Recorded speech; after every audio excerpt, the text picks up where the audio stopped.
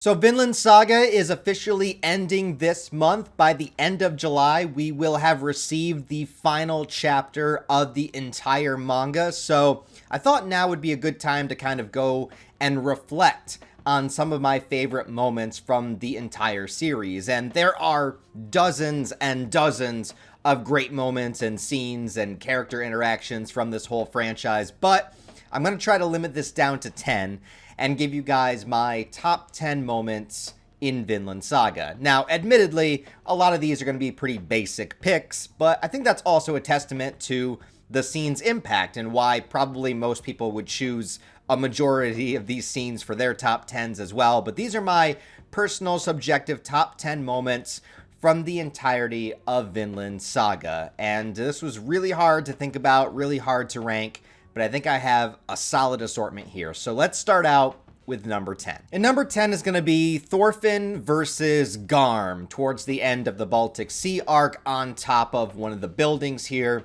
And this is a really great battle for many different reasons. One is just the fight itself is executed really well. It's in a situation where Thorfinn is trying his best to not have to fight if he can avoid it, but he's in an impossible situation. Garm is just a maniac of a character. I love this character so much. I can't wait for them to announce season 3 of the anime because I really want to see this guy in animation because he's just a chaotic mess of a person and I love him for that. But this fight was really important because it showed Thorfinn's advancement in his development and how he was going to handle somebody that's literally trying to murder him without having to take the kill for himself. And he uses Garm's current mentality against him. And he also utilizes lessons that were taught to him from Askeladd, kind of even showing that even though Askeladd, very questionable adult role model, still served as a legitimate father figure in a way to Thorfinn and did teach him a lot of important things. Most importantly, that it was almost impossible for him to win a fight when he let his anger and rage take over him and he couldn't remain with a sense of calm. And so he used that against Garm, kind of seeing Garm as like a reflection of his younger self. Garm is sort of, in a way, like a younger version of Thorfinn, and Thorfinn was able to use that against him. And the way Thorfinn knew exactly what Garm would respond to, it's like, well, you know, the expert level is actually being able to defeat your opponent without killing them, and that's what I'm playing on. You can play your own little game if you want to, but this is, you know what I mean, just like continuously toys with him and messes with him psychologically during the entire fight. And it was a bizarre full circle moment because it really kind of shows that Thorfinn has taken these little attributes from all of these different figures in his life, whether it was his real father Thor's, whether it was Leif Erikson, whether it was Askeladd. Everything that he has gone through led him to be able to, you know, win this fight in his own way. And I really, really love this moment, and I love Garm as a character. At my number 9 is actually going to be another fight. It is Thorfinn versus Thorkell from the first arc. It's during the segment where Thorkell has basically chased down Askeladd's mercenary band, taken them all out. There's only a few left alive. Thorfinn arrives, mad out of his mind. You know, that's my kill. Don't take him. Freaking out. Jumps on the horse, barrels towards Thorkell. Thorkell, the beast of a man that he is, with his like 30-inch arms, just punches out the horse and then has a confrontation with Thorfinn. It's done fantastically in the anime. I think the animation is beautiful. And again, it's this moment where, you know, Thorfinn, he's just relying too much on his rage, and he's really strong and he's really skilled, but he can't quite take somebody with the strength and experience of Thorkell down. And I like how he kind of has to work with Askeladd, you know, this person that he's vowed to kill this entire time. And Askeladd's like, boy, like, just come here, listen.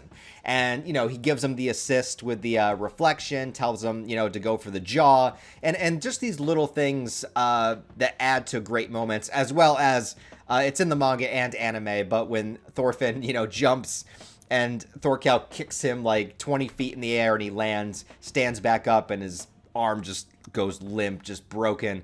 One of those moments that really just makes you like feel it, like you're just like, oh god, like just stop now, Thorfinn, like please, dear god.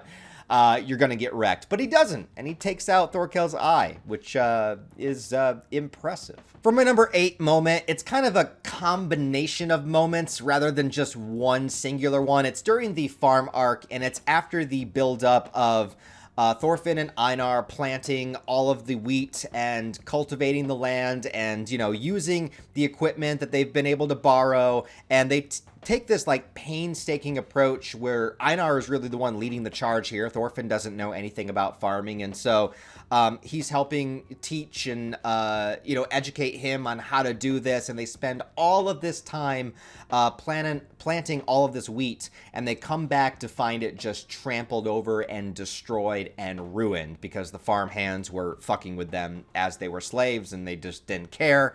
And, you know, Einar is like on a mission to go and not only expose them, but also, you know, beat them up with his own hands if he can. Thorfinn keeps trying to tell him to stop, and this moment continues until they meet the farm hands. They just start insulting them, and Einar goes in for the punch, but then Thorfinn is able to punch the farmhand before him.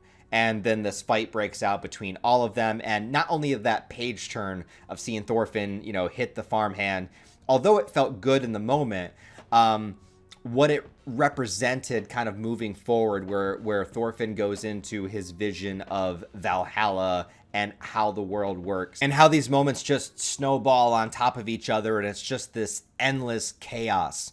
And Thorfinn's chance to potentially rise above it, to find some way. What that way is in the moment, he's not sure, but he's going to climb as much as he can and continue his struggle to be a true warrior. And it's just one of those really captivating moments that after all of the depression and all of the, you know, the growth and the symbolism of how difficult it is to create something as opposed as it is to destroy something, you know, with the wheat to kind of symbolize that, and Thorfinn making it out on the other end and saying, you know, from this day forward, I'm through with violence. You know, a little bit too premature for him to say that based on things that come later, but I like that the seed was planted, no pun intended, and it's just that whole, like, segment. I know that's, like, multiple moments, multiple chapters, but it's, like, from the painstaking efforts it takes to grow the wheat, to the wheat being trampled, to the confrontation with the farmhands, to Thorfinn's vision of Valhalla.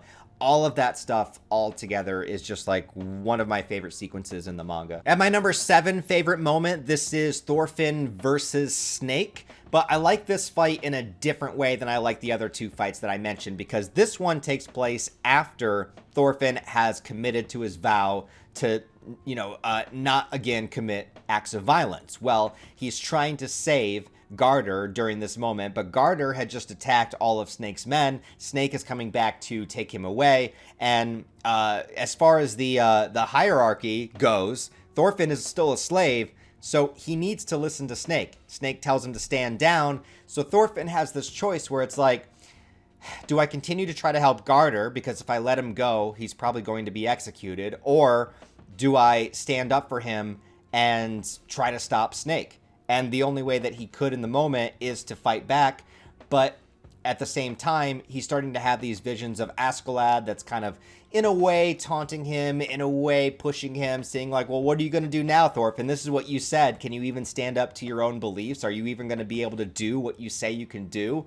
And it's the first time that we see Thorfinn really stand up for himself during the entire farm arc, because he had sort of given up the will to live. He'd been super depressed, even when the farmhands were again messing with them and you know, coming so close to killing him and cutting off his ear. He really just didn't care. This is the first time that he actually stands. And the sad thing is it's against Snake, who Thorfinn and Snake get along, you know, as well as any of them could, you know, given the dynamic and the circumstances. And now Snake is the guy that he has to fight. And it's just one of those moments where you're like on the edge of your seat, wondering how Thorfinn's going to handle the situation. It's morally conflicting because you sympathize with Gardar, but you also sympathize with Snake. And then you have Thorfinn stuck in the middle. Just a really great moment of trying to figure out how Thorfinn is going to handle this situation. For my number 6 favorite moment, this is going to be with Gardar's death. This happens very shortly after my last moment, and I think the anime in season 2 really, really expanded upon this moment in a beautiful way and hammered it home to the point where, like, I'm sitting there on the verge of tears and I'd already read it. You know what I mean? Like, I already know what's going on. Gardar has a final moment with his wife, and they were, you know, obviously I don't need to explain the story of Vinland Saga to you guys, but like they were both taken away as slaves to different areas, and he had finally found her, but became too injured and was succumbing to his injuries and having this moment where he was reflecting on them as a family, thinking about their child. And just the moment, especially in the anime, where he has this vision of going to his child and picking him up, and you see the happiness, you see everything before shit completely went wrong. And it just makes you wonder, you know, the kind of life they could have had, you know, it's just like, it is a death scene that, even though he's not even really in the story that long, you know, it still hits harder than I think a lot of the other deaths in the whole story. My number 5 favorite moment might not be on other people's list, I'm not sure, but this is the final moment with Sigurd and his dad Halfdan. Sigurd goes through a very interesting character arc during the Baltic Sea, where he's presented, you know, he's, you know, in this arranged marriage with Gudrid, and, you know, has some very, very questionable moments at first, and then tries to track her down, and you really, like, set him up as an antagonist, which he is at first, but then he has a lot of comedic moments, he has a lot of moments where he just doesn't really understand things, and he's trying to, and in his own way, he does genuinely care about Gudrid. But I love how his character arc wraps up, where he comes back to visit his father, and of course, Halfdan, you know, we've seen him be a very iron-fisted, you know, leader, you know, somebody that has lots of slaves, wants to conquer more, and he wants Sigurd to follow in his footsteps, and Sigurd refuses, and they do have a fight, lots of argument happening back and forth, but ultimately Sigurd is the victor, and, you know, he says, "I'm sorry, father, you know, you've taught me, like, everything you've taught me has been so important," and again, this kind of reflects, like, things Askeladd taught Thorfinn. It's like, you know, they may have not have been the best person, but that doesn't mean that there's not useful things that can come from them, right? And I love how he, you know, thanks his father for everything that he's done, but basically says, I can't do it, I have to go my own way, I have to do my own thing. And the moment that got me, and the reason why this is on here, is because I am very much a sucker for father-son moments in stories. It's something that hits me really, really heavy. And there's this great final moment where Sigurd is leaving, and I think Halfdan, somebody says to Halfdan, you know, he's grown so strong. And Halfdan says, you know, defeated in battle, and also defeated where, you know, his son isn't going to follow in his footsteps. And someone says, you know, Sigurd's grown so strong, and Halfdan says, of course he has. He's my son. And it's getting me right now. It really does get me. It's like, there is this love, there is this respect, even though they're going on completely different paths. And it's like, yes, like, I recognize your strength. You know, even though it's not what I want, I recognize how strong my son is. And it's like, of course he's that strong. He's my son. And it's like, I don't know. It gets me. It gets me every time. I love it. I love that moment so much. Number 5. My number 4 favorite moment is, of course, the finale towards the end of the farm arc. It is Thorfinn's "I have no enemies" speech. And again, it's the entire moment leading up to it, where he goes to talk to Canute. They're not letting him talk to him. He tries to figure out a way. He says, how about we make a deal? You know, he sees that they're betting on things, and he's like, let's make a bet. I bet that you can hit me 100 times and I won't pass out. And if I win, you let me talk to the king. And, you know, the Viking guys are like, what the hell? Like, this guy's nuts. And Thorfinn does it. He finds a way to find a solution without using violence himself. Basically, you know, symbolism of, like, sacrificing himself for the greater good, as well as he's able to take all of the punches. He's able to, you know, kind of like what he does with Garm, like, egg the guy on so that he hits him in particular ways. And, like, you know, all of this leads up to him standing up and basically saying, you know, you guys are not my enemies. I only met you today. We don't know each other. There's no reason we need to hurt each other. I have no enemies. As he's standing there, you know, a bloody pulp, swelling up, bleeding out, I have no enemies. Great shit. My number 3 favorite moment is Askeladd's last stand. So this would be the season 1 finale of the anime towards the very end of the first arc. And this is where Askeladd makes the ultimate choice, where, you know, King Swain gives him an ultimatum, and he sees this one brief moment where he can take out this guy, but also at the same time, by doing so, has to sacrifice himself and allow Canute to become king. Canute has to be the one to kill him, and he's protecting Wales at the same time as admitting who he is and what his history is. You know, I am Lucius Artorius, where he has that great moment. The image of him cutting off the king's head, just crazy, powerful, unexpected, but at the same time, it makes the most sense. And I think that Askeladd's death, you know, I dare say Askeladd's death is the most impactful of the whole series. Maybe even more than Thor's.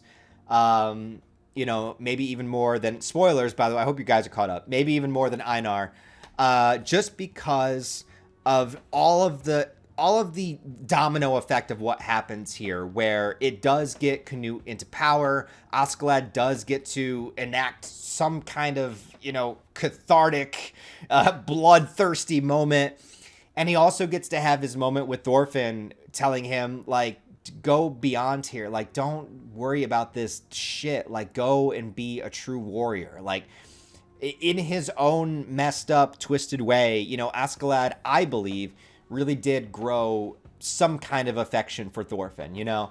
And I think that his speech to Thorfinn as he's dying is probably like one of the most honest and true things. Well, I mean, he's always been honest and true to Thorfinn. Like, even during their fights, he tells them exactly like what he's doing wrong and exactly the wrong reasons for his approach. And at the end of the day, the fact that Thorfinn's signal point of vengeance was taken away from him, and the fact that the story itself could continue to thrive without Askeladd is such a huge task, you know, for this manga. The fact that you could arguably take out the best character of the whole series at the end of the first arc and still have the series be good afterwards, you know, that's a rough thing to do. And I do think learning about Askeladd, everything they did with him in the season, not just his connection to Thorfinn, but, you know, his backstory and, you know, his true intentions, how he actually felt about his mercenary band, his philosophies, you know, everybody is a slave to something,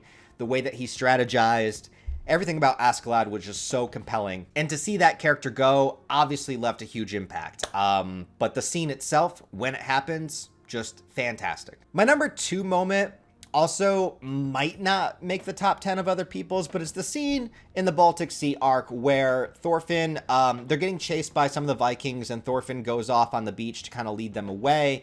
And he's sort of stuck between a rock and a hard place where he ends up having to fight them. He tries to get around it. He tries to do something else. And the Baltic Sea arc, it gets some shit online, you know, for having too much humor, which I agree. It probably has a little too much humor. But I do think it's a great arc in the sense that we are constantly pushing and testing Thorfinn's ideals. And he's constantly putting these in these situations where he has to do things that he doesn't want to. And I think one of my favorite panels, arguably my favorite in the whole manga, is when Thorfinn is on the beach and he has to fight these Vikings. And it's like, this is the Thorfinn that wanted to go beyond this. This is the Thorfinn that's working hard to try to get the funds to make the voyage to Vinland. This is a Thorfinn that does not want to be involved within these politics of the Joms Vikings. This is a Thorfinn that would really just rather be anywhere else than right here. But at the same time, he has to put his fists up. He has to do something. And then after the fight, you know, the little girl comes over to him. Parent pulls them away, you know, not seeing Thorfinn to be any different than the others. And that's something difficult for him to live with. It's like, how can I be different? How can I fix this situation? How can I solve this without just becoming them? And you see that in his eyes, like in the pose, that like he wishes there was another way. He wishes there was something he could do, but he's going to have to fight. And my number one Vinland Saga moment, I don't think this is going to be a surprise to anybody. It is Hild forgiving Thorfinn. It is when they make it to Vinland. It's when their town is set up. Things are working properly. Gudrid is pregnant. And immediately after that, Hild, out of nowhere, I mean, we were expecting maybe this would happen, maybe it wouldn't. It was just the moment to do it. Things were working well. The sun was shining. She saw Thorfinn and what he has done. She'd been following him this entire time. Crossbow always on the ready.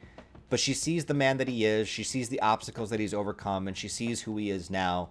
And she is able to turn to him and say, Thorfinn, I forgive you. He never probably expected her to ever say that. If she and him had lived the rest of their lives and she never forgave him, I think Thorfinn would have accepted that. He would accept whatever the outcome would be. The fact that she did say it, and it was, as Vinland was starting to work, it was right after he found out Gudrid was pregnant, and she says, you are a true warrior. That's it. That's it right there. You are, after everything you'd gone through, you are a true warrior, Thor. Those are my top 10 moments of the whole series. Obviously, there's like dozens and dozens more I could have picked. There's tons of moments with, Einar and Hild that like I wish I could add more. But like those, I think for me, I'm trying to think of moments that when I read them for the first time, the impact they had. And I really do think that those 10 moments were the biggest for me. So let me know your top 10 or top 5 or just your top number 1 favorite Vinland Saga moment down below. And yeah, later this month, we will receive the final chapter, which who knows, might give us a new top 10 favorite moment. So thanks for watching, guys. Give it a like, give it a comment. I'll see you next time.